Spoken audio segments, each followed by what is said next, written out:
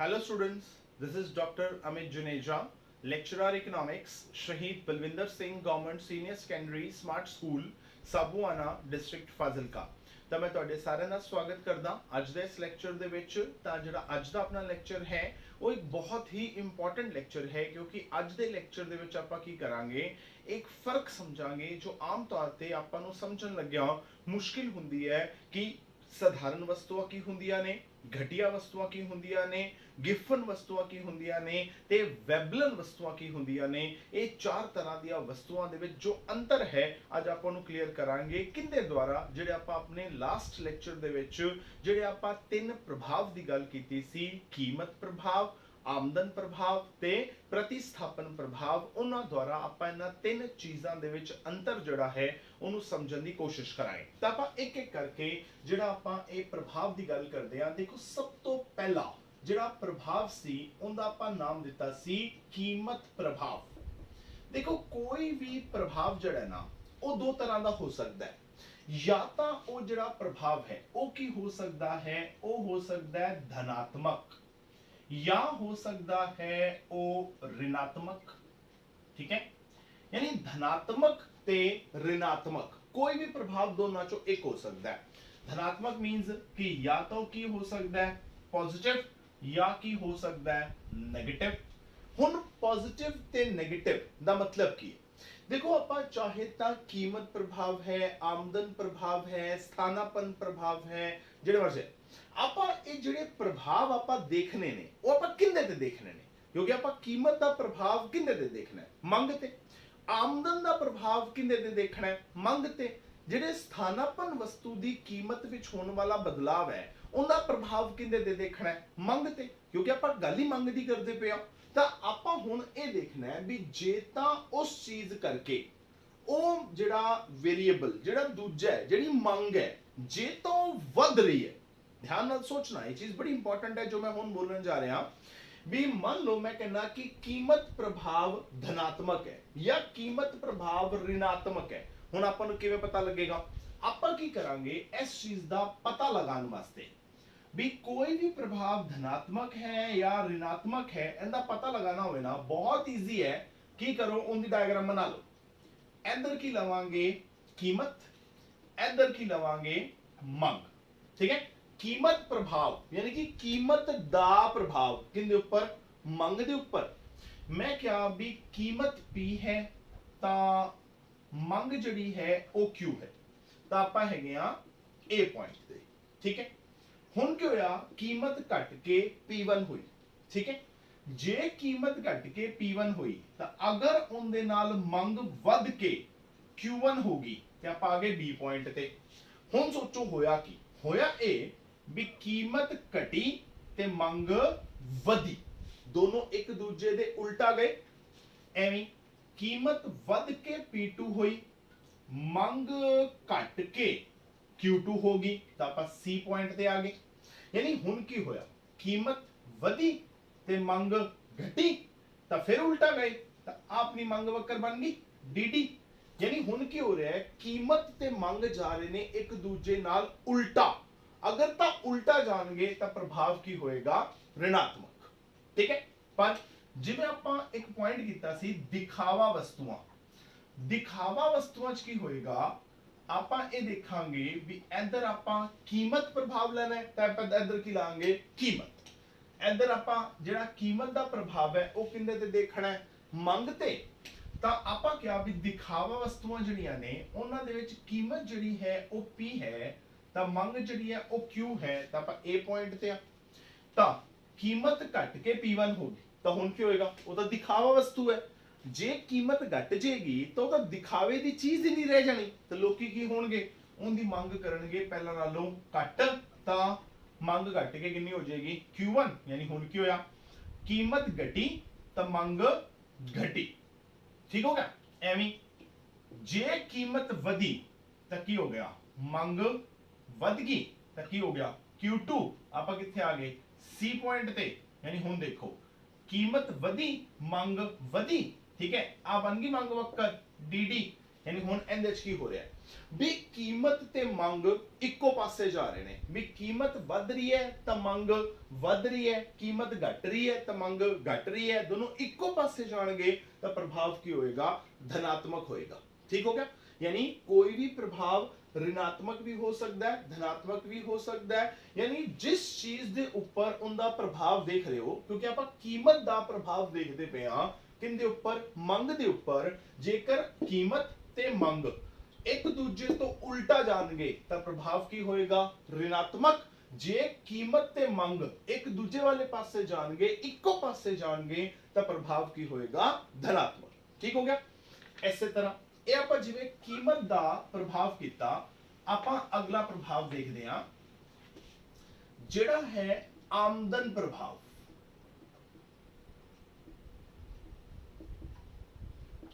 ਠੀਕ ਹੈ।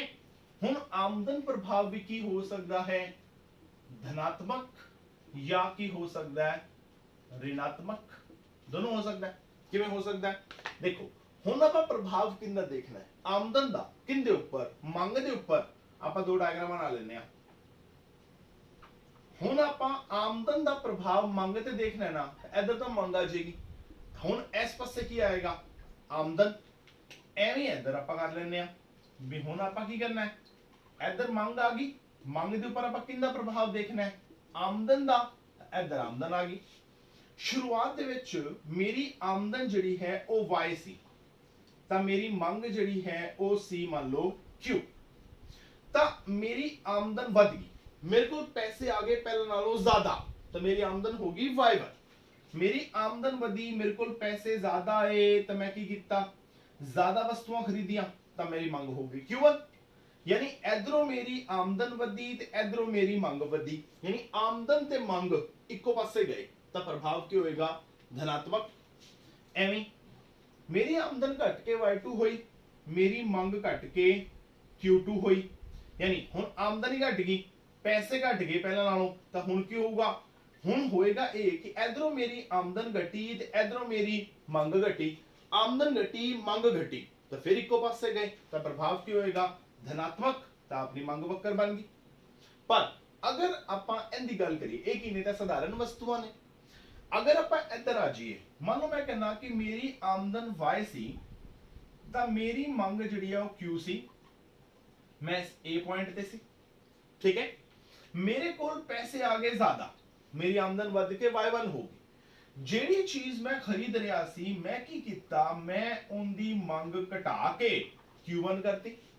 यानी होया ये कि इधरों मेरी आमदन वधी तो इधरों मेरी मंग घटी। भी आमदन वधी तो मंग घटी। हुण सोचो आमदन वध रही है ते मंग घट रही है, दोनों की हो रहे ने उल्टा जा रहे ने ना, की होएगा ऋणात्मक होएगा। किवें हुण ये किहड़ियां वस्तुआं ने, इहने घटिया वस्तुआं। आप याद करो गल कीती सी घटिया क्वालिटी दियां वस्तुआं, मतलब जे मेरी आमदन वध जाएगी तो मैं जिहड़ी मंग करांगा किंदी घटिया क्वालिटी दियां चीज़ां दी, ओ मंग मैं पहला नालों घट करांगा। क्यों? क्योंकि मेरे को पैसे ज्यादा आ गए ने, मैं ज्यादा अमीर हो गया। जे मैं ज्यादा अमीर हो गया तो मैं क्यों घटिया चीज़ां खरीदांगा, मैं वधिया चीज़ां खरीदांगा। क्यों होएगा, आमदन वधन नाल घटिया वस्तुआं दी मंग की हो जाएगी, घट हो जाएगी। ठीक है। तो हुण आमदन वधी ते मंग घटी, उल्टा गए। जे मेरी आमदन घट के y2 हो जाए फिर क्या होएगा, फिर मैं वधिया चीज़ां घट खरीदांगा ते घटिया चीज़ां ज्यादा खरीदांगा, मैं की हो जाऊंगा सी पॉइंट ते आ जाऊंगा। यानी हुण की होया, इधरों मेरी आमदन घटी तो इधरों मेरी मंग वधी। आमदन घटी ते मंग वधी, उल्टा गए, की हो गया ऋणात्मक हो गया, तो अपनी मंग वक्र आ गई। ठीक है।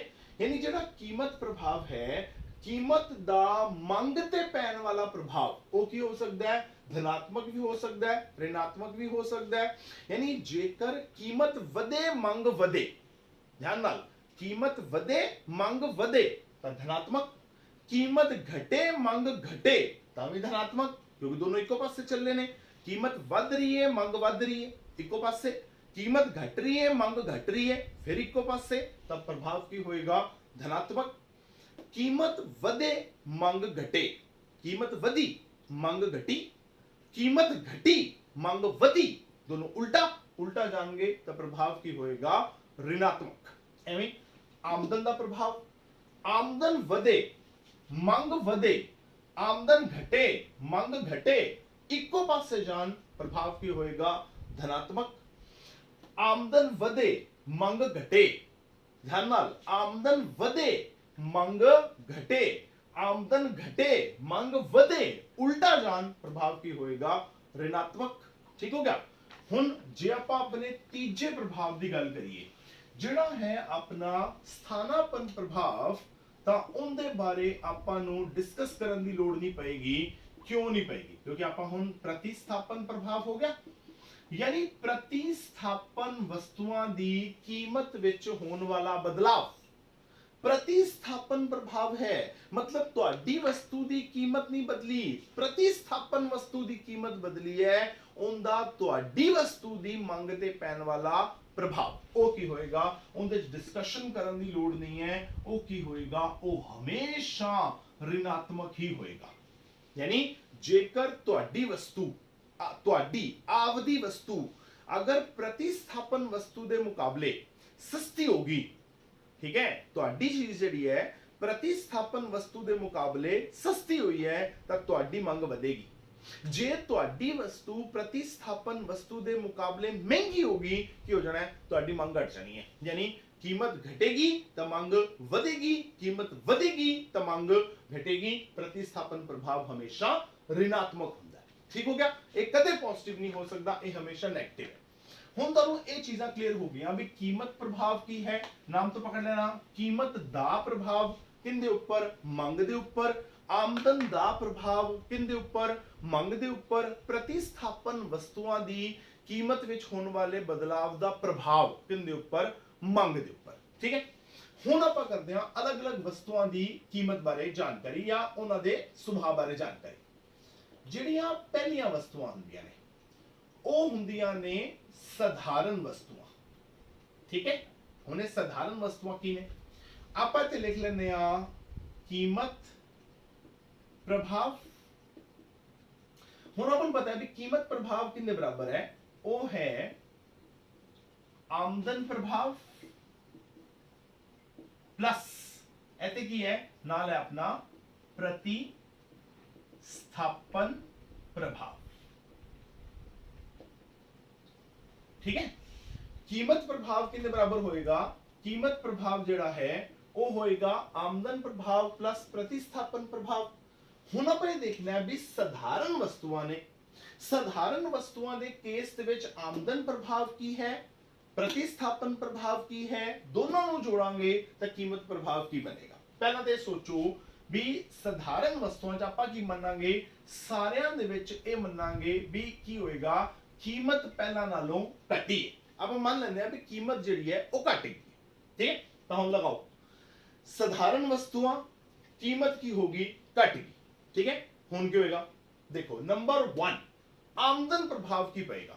जे कीमत घटेगी, ठीक है, हुण देखो जे कीमत घटनी है ता आमदन, आमदन केड़ी? वास्तविक आमदन। ठीक है। वास्तविक आमदन कितने बराबर है? वो है मौद्रिक आमदन बटा कीमत। हुण तुहाडे कोल पहला 100 रुपए सी, चीज 10 रुपए दी सी, तुहाडी खरीद शक्ति 10 सी, कीमत हुण जिहड़ी है हुण 10 तो घट के 5 रुपए हो गई, क्योंकि मान के चलिए कीमत घटी है तो हुण तुहाडी खरीद शक्ति कितनी है? 20।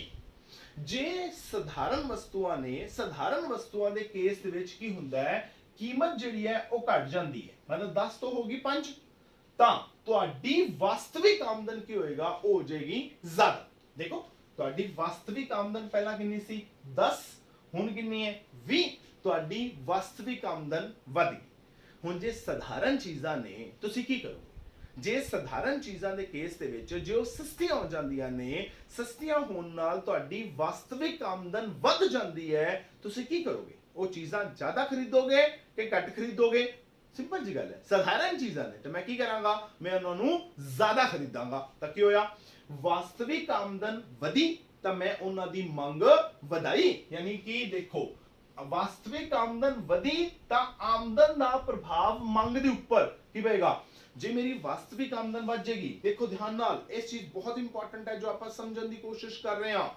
ਵਾਸਤਵਿਕ ਆਮਦਨ, ਆਮਦਨ ਪ੍ਰਭਾਵ ਮਤਲਬ ਵਾਸਤਵਿਕ ਆਮਦਨ ਦਾ ਪ੍ਰਭਾਵ। ਵਾਸਤਵਿਕ ਆਮਦਨ ਕਿੰਦੇ ਬਰਾਬਰ ਹੈ? ਤੁਹਾਡੀ ਖਰੀਦ ਸ਼ਕਤੀ ਦੇ ਬਰਾਬਰ ਹੈ। ਤੁਹਾਡੇ ਕੋਲ 100 ਰੁਪਏ ਸੀ, ਚੀਜ਼ 10 ਰੁਪਏ ਦੀ ਸੀ, ਤੁਹਾਡੀ ਖਰੀਦ ਸ਼ਕਤੀ 10 ਸੀ, ਚੀਜ਼ ਜਿਹੜੀ ਹੈ 10 ਰੁਪਏ ਤੋਂ ਘਟ ਕੇ 5 ਰੁਪਏ ਦੀ ਹੋਗੀ, ਤੁਹਾਡੇ ਕੋਲ ਹਾਲੇ ਵੀ 100 ਰੁਪਏ ਹੀ ਨੇ, ਤੁਹਾਡੀ ਵਾਸਤਵਿਕ ਆਮਦਨ ਵੱਧ ਕੇ ਕਿੰਨੀ ਹੋਗੀ? 20।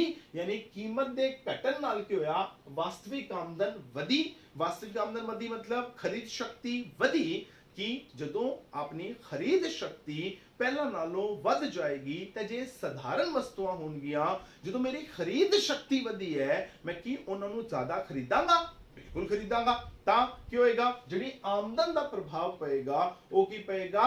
पॉजिटिव पएगा, धनात्मक पएगा, क्योंकि मेरी खरीद शक्ति वधी, मतलब वास्तविक आमदन वधी तो मंग वधी। क्योंकि आप आमदन प्रभाव दा मीनिंग क्लियर करके आया भी आमदन दा प्रभाव किंदे ऊपर? मंग ऊपर। आमदन वध गई, आमदन वधी, मंग वधी, तो एक ही होएगा, एक पॉजिटिव होएगा। पॉजिटिव होएगा मतलब की करेगा? तुहाडी वस्तु दी मंग नू वधाएगा। ठीक है। प्रतिस्थापन प्रभाव एक ही है। ਹੁਣ ਦੇਖੋ, ਕੀਮਤ ਘਟ ਗਈ ਯਾਨੀ ਤੁਹਾਡੀ ਚੀਜ਼ ਹੋ ਗਈ ਸਸਤੀ।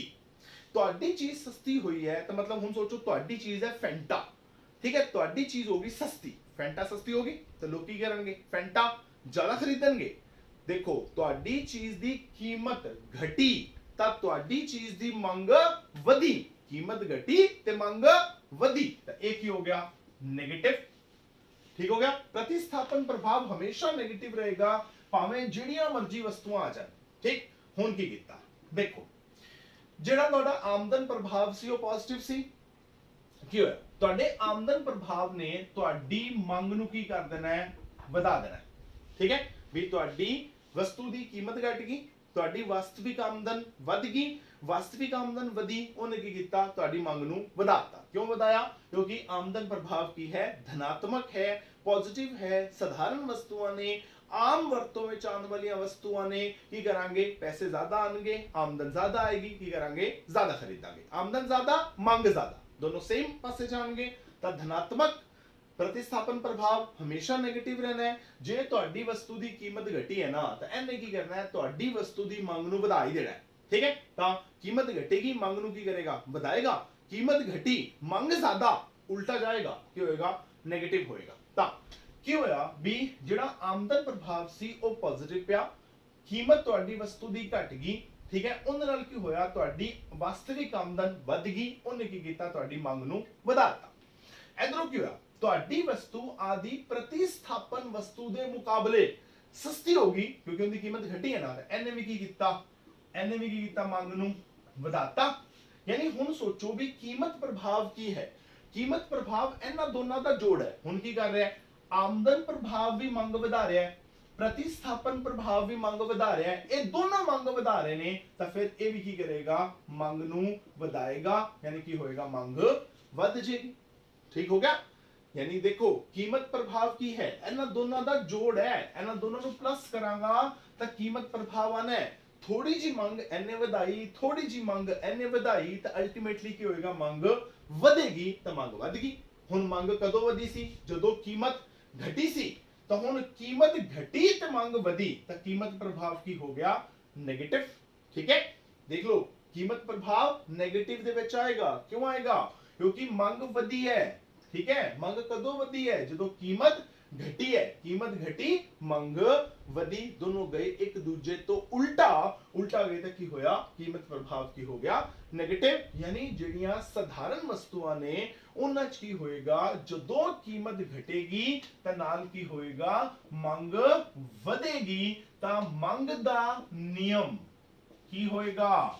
ਮੰਗ ਦਾ ਨਿਯਮ ਲਾਗੂ ਹੋਵੇਗਾ। बिल्कुल लागू हो रहा है। क्यों मांग का नियम लागू हो रहा है? भी कीमत घट रही है तो मांग वध रही है। तो मैं साधारण वस्तुओं नू मांग दे नियम दा अपवाद नहीं कहांगा। ਜਿਹੜੀਆਂ दूसरियां वस्तुआं ने जिन्हों आप कहने आ घटिया वस्तुआं, हुन उन्हां च की होएगा? हुन आपां उन्हां च भी दो प्रभाव देखांगे घटिया वस्तुआं दे विच भी। ਤਾਂ ਹੁਣ ਕੀ ਹੋਏਗਾ, ਉਧਰ ਵੀ ਕੀ ਦੇਖਾਂਗੇ, ਕੀਮਤ ਪ੍ਰਭਾਵ ਬਰਾਬਰ ਕੀ ਹੋਏਗਾ, ਆਮਦਨ ਪ੍ਰਭਾਵ प्लस की होएगा प्रतिस्थापन प्रभाव। फार्मूला तो सेम रहना है चाहे जी मर्जी वस्तु है। तो हुण आपां मान लिया भी जी घटिया वस्तु है उनकी कीमत की हो गया घट गई, यानी घटिया वस्तु सस्ती होगी। ठीक है, हुण सोचो भी जे घटिया वस्तु सस्ती होएगी, ठीक, तो तुहाडी वास्तविक आमदन की होएगा, वधेगी। ध्यान नाल सोचो भी जदों कोई भी चीज भावें वो घटिया है भावें साधारण है जो मर्जी है, जदों भी किसी भी चीज की कीमत घटती है तो तुहाडी वास्तविक आमदन वधदी है। वास्तविक आमदन समझ गए ना, तुहाडी खरीद शक्ति, चीज होगी सस्ती तो फिर वास्तविक आमदन की हो गया वध गई, पहला नालों खरीद शक्ति पहला नालों वध गई। ਆਪਾਂ ਵਸਤੂਆਂ ਦੇ ਚੱਕਰ 'ਚ ਨਹੀਂ ਪੈਂਦੇ ਪਏ, ਆਪਾਂ ਘਟੀਆ ਵਸਤੂਆਂ, ਗਿਫਨ ਵਸਤੂਆਂ, ਸਧਾਰਨ ਵਸਤੂਆਂ, ਵੈਬਲਨ ਵਸਤੂਆਂ, ਇਹਨਾਂ ਦੇ ਚੱਕਰ 'ਚ ਬਿਲਕੁਲ ਨਹੀਂ ਪੈ ਰਹੇ। ਆਪਾਂ ਸਿੰਪਲ ਭਾਸ਼ਾ 'ਚ ਗੱਲ ਕਰਦੇ ਪਏ ਆ ਵੀ ਕੀ ਹੈਗਾ ਜੀ, ਸਾਡੀ ਕੀ ਹੈਗੀ ਹੈ, ਵਾਸਤਵਿਕ ਆਮਦਨ ਹੈ। ਵਾਸਤਵਿਕ ਆਮਦਨ ਕੀ ਹੈ, ਉਹ ਹੈ ਸਾਡੀ ਮੌਦਰਿਕ ਆਮਦਨ ਬਟਾ ਕੀ ਹੈ, ਕੀਮਤ। ਸਾਡੇ ਕੋਲ 100 ਰੁਪਏ ਸੀ, चीज 10 रुपए की सी, तो साडी वास्तविक आमदन 10 सी। साडे कोल 100 रुपए ने, चीज 5 रुपए की होगी, वास्तविक आमदन 20 होगी। साडे कोल 100 रुपए ने, चीज 20 रुपए की होगी, वास्तविक आमदन 5 होगी।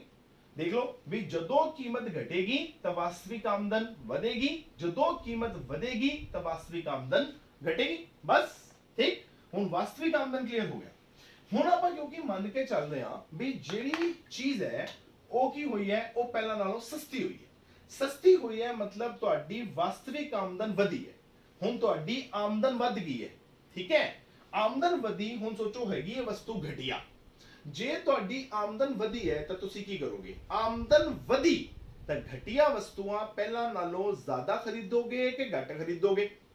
ਸਿੰਪਲ ਜੀ ਗੱਲ ਹੈ ਵੀ ਜੇ ਮੇਰੀ ਆਮਦਨ ਵਧੇਗੀ ਤਾਂ ਮੈਂ ਘਟੀਆ ਵਸਤੂਆਂ ਜਿਹੜੀਆਂ ਨੇ ਉਹ ਕੀ ਕਰਾਂਗਾ, ਘੱਟ ਖਰੀਦਾਂਗਾ। ਸੋਚੋ ਆ ਜਿਹੜੀ ਘਟੀਆ ਵਸਤੂ ਆਪਾਂ ਲੈ ਰਹੇ ਹਾਂ, ਮੰਨ ਲਓ ਆਪਾਂ ਲੈ ਰਹੇ ਹਾਂ ਡਾਲਡਾ ਘਿਓ। ਡਾਲਡਾ ਘਿਓ ਦੀ ਕੀਮਤ ਘਟ ਗਈ, ਡਾਲਡਾ ਘਿਓ ਸਸਤਾ ਹੋ ਗਿਆ। ਇਹਦਾ ਮਤਲਬ ਇਹ ਨਹੀਂਗਾ ਮੈਂ ਡਾਲਡਾ ਘਿਓ ਜ਼ਿਆਦਾ ਖਰੀਦਾਂਗਾ ਨਾ। ਅਗਰ ਡਾਲਡਾ ਸਸਤਾ ਹੋਏਗਾ ਤਾਂ ਕੀ ਹੋਏਗਾ, ਮੇਰੇ ਹੱਥ ਜੋ ਪੈਸੇ ਨੇ ਉਹਦੀ ਖਰੀਦ ਸ਼ਕਤੀ ਵੱਧ ਜਾਏਗੀ। ਆਮਦਨ ਪ੍ਰਭਾਵ ਕੀ ਹੋਏਗਾ, ਸੋਚੋ ਮੇਰੀ ਆਮਦਨ ਪਹਿਲਾਂ ਨਾਲੋਂ ਵੱਧ ਗਈ, ਮੇਰੇ ਪੈਸੇ ਬਚ ਜਾਣਗੇ। ਮੰਨ ਲਓ ਅਗਰ ਮੇਰੇ ਘਰੇ ਪਹਿਲਾਂ 1 ਕਿਲੋ ਡਾਲਡਾ ਘਿਓ ਆਂਦਾ ਸੀ, ਠੀਕ ਹੈ, ਡਾਲਡਾ ਘਿਓ ਆਂਦਾ ਮੰਨ ਲਓ 200 ਰੁਪਏ ਦਾ ਕਿਲੋ। ਹੁਣ ਉਹ 200 ਰੁਪਏ ਕਿਲੋ ਤੋਂ ਘਟ ਕੇ ਹੋ ਗਿਆ 100 ਰੁਪਏ ਕਿਲੋ, ਕਿਉਂਕਿ ਆਪਾਂ ਕੀਮਤ ਘਟਾਈ ਹੈ।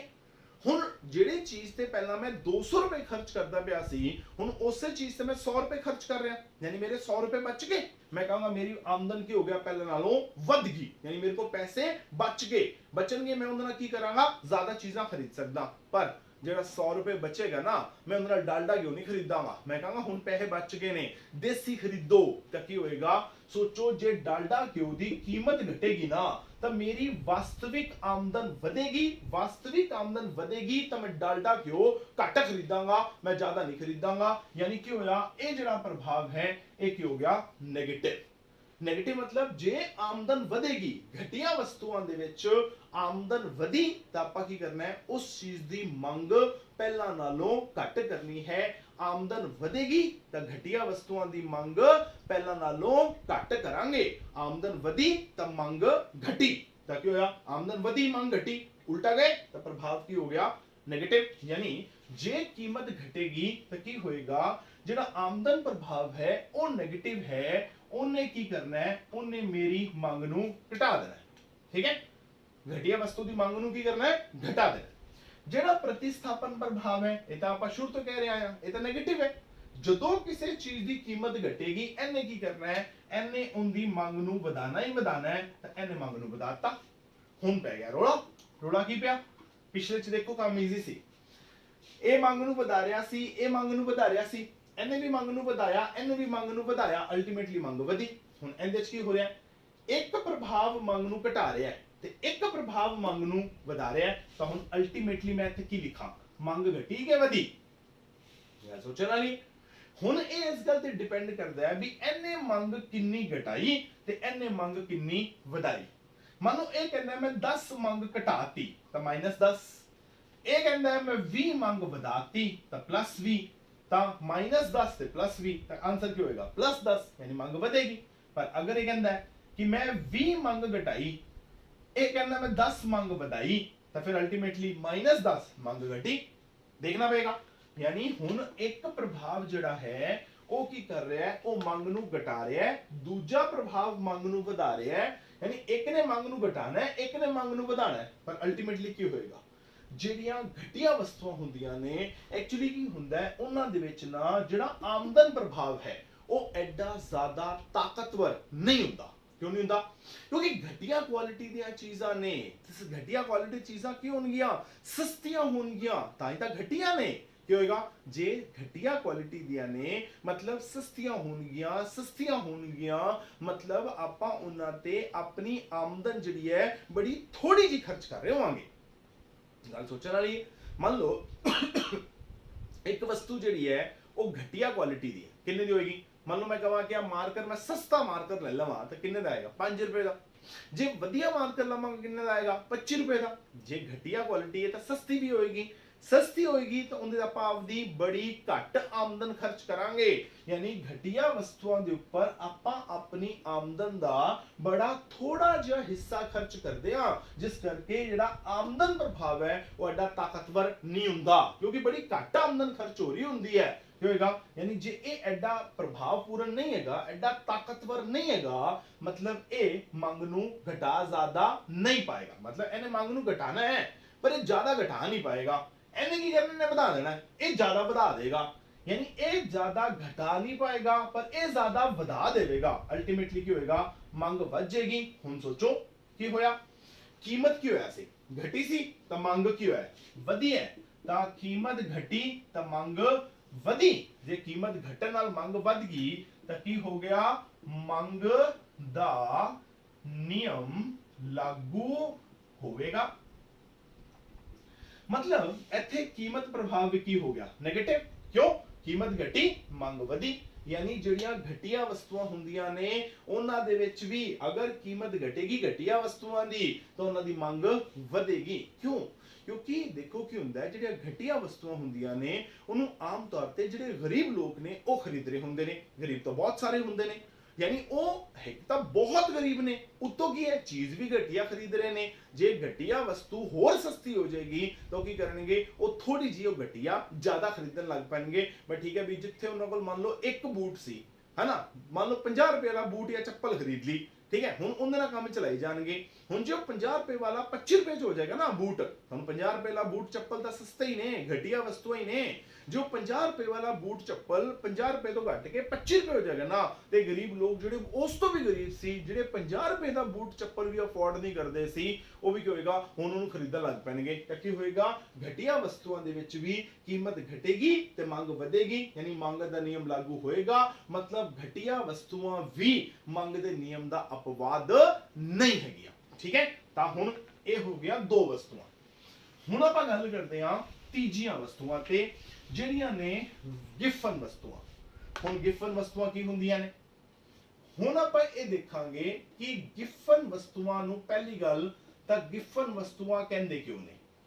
ਇਸ ਕਰਕੇ ਕਹਿੰਦੇ ਨੇ ਕਿਉਂਕਿ ਆਪਣੇ ਨਾਲ ਇੱਕ ਅਰਥ ਸ਼ਾਸਤਰੀ ਹੋਏ ਨੇ, ਉਹਨਾਂ ਦਾ ਨਾਮ ਹੈ ਰੌਬਰਟ ਗਿਫਨ। ਰੌਬਰਟ ਗਿਫਨ, ਸਭ ਤੋਂ ਪਹਿਲਾਂ ਰੌਬਰਟ ਗਿਫਨ ਜਿਹੜੇ ਨੇ ਉਹਨਾਂ ਨੇ ਇਹਨਾਂ ਚੀਜ਼ਾਂ ਬਾਰੇ ਆਪਣੇ ਵਿਚਾਰ ਦਿੱਤੇ ਸੀ, ਤਾਂ ਉਹ ਸਰ ਗਿਫਨ ਦੇ ਨਾਮ ਤੇ ਇਹਨਾਂ ਦਾ ਨਾਮ ਪੈ ਗਿਆ ਗਿਫਨ ਵਸਤੂਆਂ। ਠੀਕ ਹੈ, ਹੁਣ ਆਪਾਂ ਗਿਫਨ ਵਸਤੂਆਂ ਦੇਖਦੇ ਹਾਂ ਗਿਫਨ ਵਸਤਾਂ 'ਚ ਕੀ ਹੁੰਦਾ ਹੈ। ਉਵੇਂ ਹੀ ਆਪਾਂ ਕੀ ਕਰਾਂਗੇ, ਕੀਮਤ ਪ੍ਰਭਾਵ ਬਰਾਬਰ ਕਿੰਦੇ ਹੈ ਆਮਦਨ ਪ੍ਰਭਾਵ प्लस नाल की है प्रतिस्थापन प्रभाव। ठीक हो गया। तब हम मान लेने अभी जी गिफन वस्तुआं ने उन्हां दी कीमत की हो गया घट गई। ठीक है, कीमत घटी। जे कीमत घटी तो क्या होया, तुहाडी वास्तविक आमदन वधी। देख लो जदों भी कीमत घटेगी तो वास्तविक आमदन वधेगी, तो कीमत घटन नाल तुहाडी वास्तविक आमदन जिहड़ी है वो वध गई, यानी तुहाडे कोल पैसे आ गए ज्यादा। हुण तुसीं की करोगे, मान लो भी आपां गिफन वस्तु दी एग्जांपल ले लैंदे आ सोना। ਜੇ ਤੁਹਾਡੇ ਕੋਲ ਜੇ ਸੋਨਾ ਸਸਤਾ ਹੋ ਜਾਏਗਾ, ਸੋਚੋ ਸੋਨੇ ਦੀ ਕੀਮਤ ਘਟ ਗਈ, ਜੇ ਸੋਨੇ ਦੀ ਕੀਮਤ ਘਟੇਗੀ ਤਾਂ ਤੁਹਾਡੀ ਵਾਸਤਵਿਕ ਆਮਦਨ ਵਧੇਗੀ, ਤੁਸੀਂ ਕੀ ਕਰੋਗੇ? ਸੋਨਾ ਜ਼ਿਆਦਾ ਖਰੀਦੋਗੇ ਕਿ ਘੱਟ ਖਰੀਦੋਗੇ? ਹੁਣ ਇਹ ਨਾ ਕਹਿ ਜੇ ਜ਼ਿਆਦਾ ਖਰੀਦਾਂਗੇ, ਬਿਲਕੁਲ ਵੀ ਨਹੀਂ। ਕਿਉਂ? ਕਿਉਂਕਿ ਜੇ ਸੋਨੇ ਦੀ ਕੀਮਤ ਘਟੇਗੀ ਨਾ ਤਾਂ ਸੋਨਾ ਦਿਖਾਵੇ ਦੀ ਵਸਤੂ ਰਹਿਣਾ ਹੀ ਨਹੀਂ, ਤਾਂ ਲੋਕੀ ਉਹਨੂੰ ਖਰੀਦਣਗੇ ਹੀ ਨਹੀਂ। ਲੋਕ ਕੀ ਕਰਨਗੇ? ਲੋਕ ਕਹਿੰਦੇ ਛੱਡ ਪਰਾਂ, ਸੋਨਾ ਜ਼ਰੂਰ ਖਰੀਦਣਾ ਹੈ, ਡਾਇਮੰਡ ਖਰੀਦਦੇ ਆ, ਹੀਰੇ ਖਰੀਦਦੇ ਆ, ਰੂਬੀ ਖਰੀਦਦੇ ਆ, ਪਲੈਟੀਨਮ ਖਰੀਦਦੇ ਆ, ਇਹ ਜਿਹੀ ਚੀਜ਼ਾਂ ਖਰੀਦਣਗੇ। ਯਾਨੀ ਕੀ ਹੋਏਗਾ? ਜੇ ਸੋਨਾ ਸਸਤਾ ਹੋਏਗਾ ਤਾਂ ਉਹਦੇ ਨਾਲ ਕੀ ਹੋਏਗਾ? ਕੀਮਤ ਘਟੇਗੀ, ਵਾਸਤਵਿਕ ਆਮਦਨ ਵਧੇਗੀ। ਵਾਸਤਵਿਕ ਆਮਦਨ ਵਧੇਗੀ ਤਾਂ ਲੋਕ ਕੀ ਕਰਨਗੇ? ਸੋਨੇ ਦੀ ਮੰਗ ਘੱਟ ਕਰਨਗੇ। ਮਤਲਬ ਕੀ ਹੋਏਗਾ? ਆਮਦਨ ਪ੍ਰਭਾਵ ਕੀ ਹੋ ਗਿਆ? 네ਗੇਟਿਵ। यानी आमदन प्रभाव ने की करना है? सोने की मांग घटा देनी।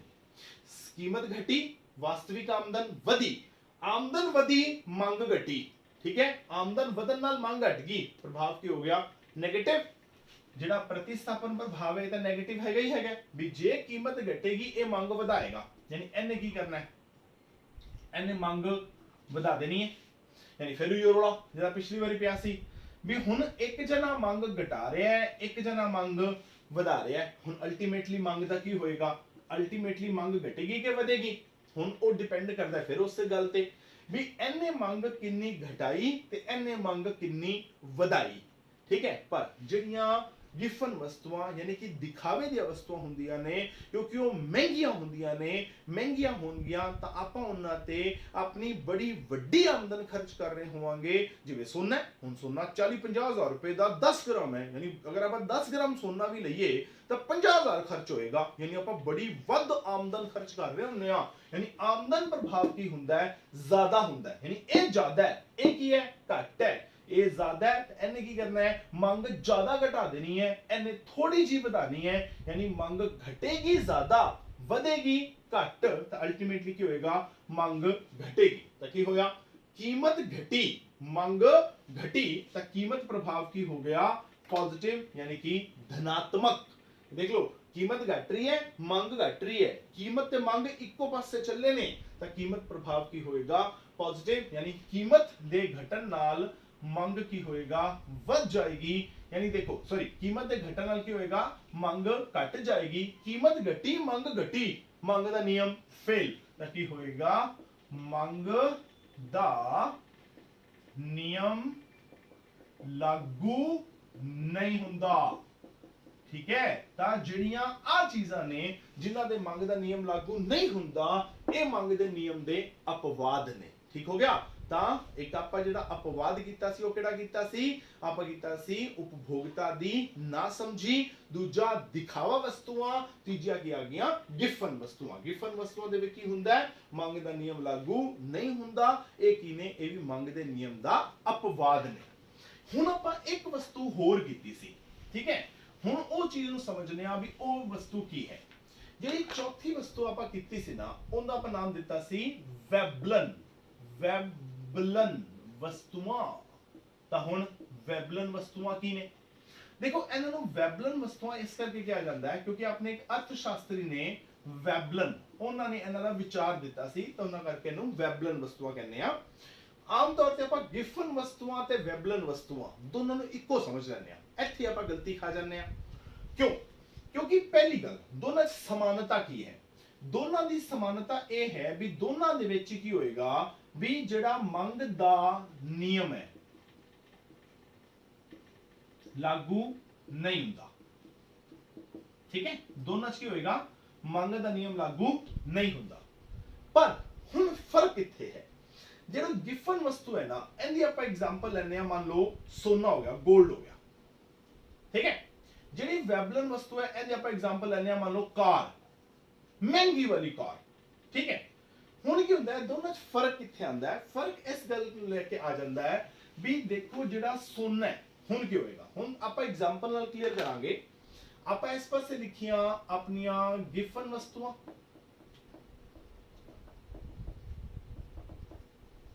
इधर आप लिख लिया वैबलन वस्तुआं। NH की ਹੁੰਦਾ ਹੈ ਵੀ NH, ਹੁਣ ਇਹਦੀ ਐਗਜ਼ਾਮਪਲ ਹੈਗੀ ਸੋਨਾ।